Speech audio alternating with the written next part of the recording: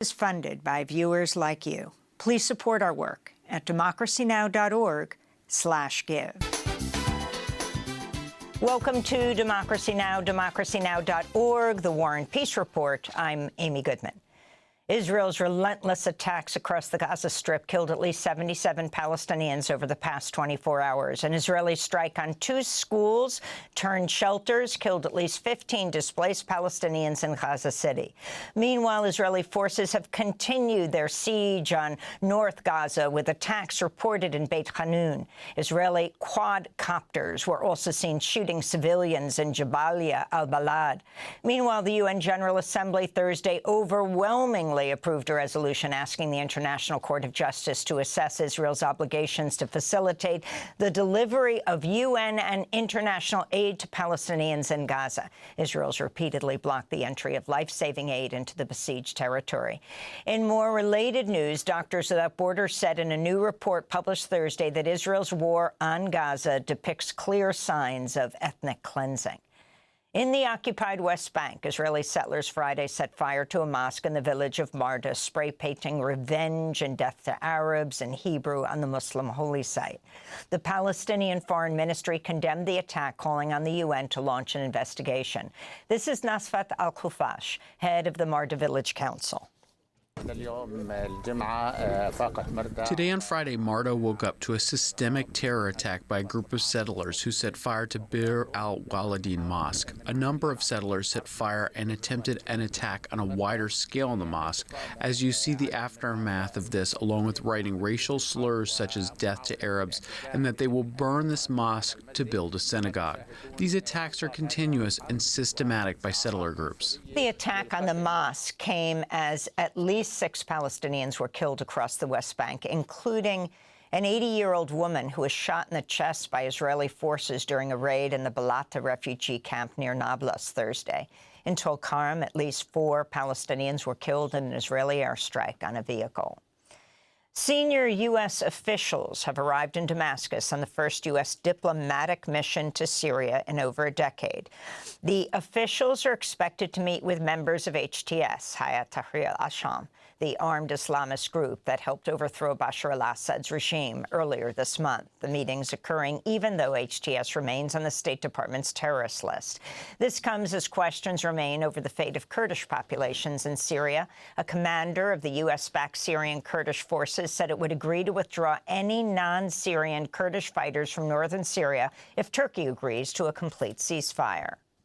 We said that we are ready to withdraw our forces from the border and for the area to be free of our forces and for the international security forces to be present instead of our forces. In addition to the presence of American forces in the area to supervise this area on the condition that there is a complete truce. The Wall Street Journal reports an official in the Syrian Kurd civilian administrations directly appealed to Donald Trump to pressure Turkish President Recep Tayyip Erdogan against sending troops into Syria. Meanwhile, press freedom groups have condemned the killing of 2 Kurdish women journalists, Cihan Belki and Nazim Dashtam, by a Turkish drone as they were reporting on attacks on the Tishrin Dam on the outskirts of Kobani. Meanwhile, Syria's interim education minister reassured the nation that a new government will not restrict girls' access to education. On Thursday, Syrian youth and women gathered in Damascus to call for their rights to be respected in any new government. We are here to participate as youths in order to be together hand in hand, to be a secular, democratic state where there is equality and maintenance of women's rights. So far, we do not know what the situation will be, and we are not attacking or judging anyone because it is still so early. But it is our right to hold on to our rights. It is our right to know where we are going to and participate together, as Syrians, to build a Syria for all. Thousands of Amazon warehouse workers and delivery drivers at 7 facilities across 4 states, New York, Georgia, California, and Illinois, are entering a second day of an historic strike. After taking to the picket lines Thursday, it comes after Amazon refused to bargain fair contract as workers demand higher wages, better benefits, and safer working conditions. The Teamsters described it as the largest strike against Amazon in U.S. history. President Sean O'Brien said in a statement, quote, If your package is delayed during the holidays, you can blame Amazon's insatiable greed, unquote. Here in New York, police stormed the picket line at an Amazon facility in Queens, arresting an Amazon driver on strike and a Teamsters leader. They were both later released. On Wednesday, reports emerged of Amazon founder and Washington Post owner Jeff Bezos dining with President-elect Trump and tech billionaire Elon Musk at Mar-a-Lago. We'll have more on this story after headlines. As the Amazon action picks up steam, unionized Starbucks workers have launched 5 days of phased strikes as the coffee giant has repeatedly refused to bargain in good faith. Starbucks baristas in Los Angeles, Chicago, and Seattle are striking today. The action will escalate through Christmas Eve. Over 500 Starbucks stores nearly unanimously voted to approve the strike. The U.S. government appears to be hurtling towards a shutdown after the House voted down a new Trump-approved bill Thursday evening that included a 2-year suspension of federal debt limit.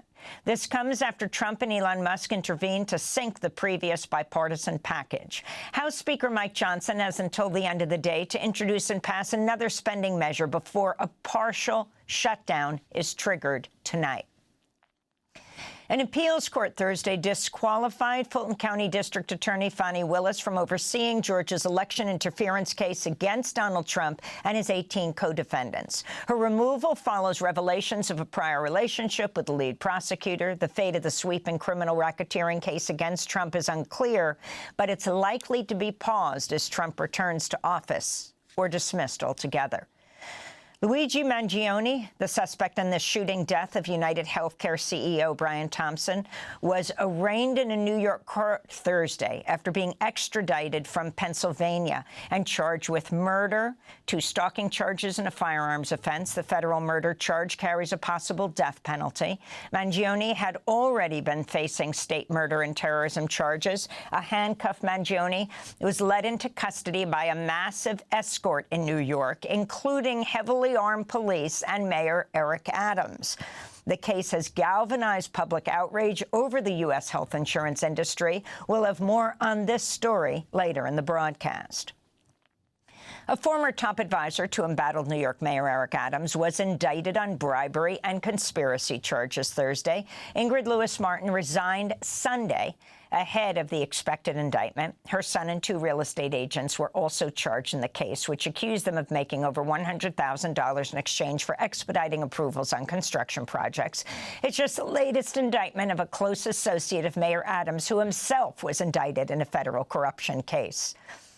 President Biden laid out a new target to reduce greenhouse gas emissions by up to 66% in 2035 compared to 2005 levels. The Biden administration says that even with Trump's return to office, that target can still be met if states and local governments commit to their emission reduction goals. Independent studies have shown the U.S. is not currently on track to meet such targets. Meanwhile, a group of employees from the Environmental Protection Agency and the Department of Energy published an open letter to the White House Thursday condemning the withholding of federal climate funds from the group Climate Justice Alliance after it spoke out against genocide in Gaza. The group called on the U.S. agencies to end their collaboration with Israel, writing, quote, "We decry the prioritization of funding for bombs and tanks over the resourcing of communities impacted by accelerating climate disasters." In Sudan, the World Food Program is reporting at least 3 of its staff were killed in an aerial bombardment. It's unclear if the attack was carried out by the Sudanese army or paramilitary rapid support forces, which have intensified their fighting as the war in Sudan enters its 20th month. The agency warns Sudan risks becoming the world's largest hunger crisis in recent history, with 1.7 million people either facing famine or at risk of famine. U.S. Secretary of State Antony Blinken Thursday announced $200 million in humanitarian aid to Sudan.